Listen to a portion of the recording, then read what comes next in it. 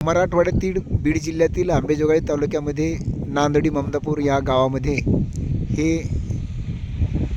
शमीचं झाड आहे, म्हणजे सौंदळ.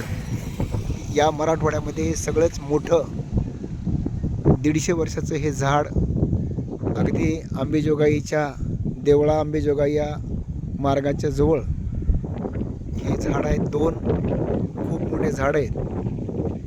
याची यावर्षी आम्ही भरपूर अशी रोपं तयार करणार आहेत. हे आता याला शेंगा इतक्या लागलेल्या आहेत, निबर होतात.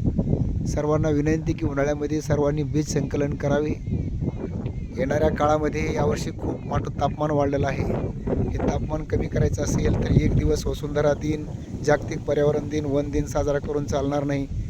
तर आपल्याला प्रत्येक झाडाची काळजी आपल्या हृदयाप्रमाणे घ्यावी लागेल, तरच भविष्यामध्ये वसुंधरा टिकेल. नाही तर जग संपायला वेळ लागणार नाही. एवढंच मला वृक्षमित्र अभियानच्या वतीने सांगायचे आहे.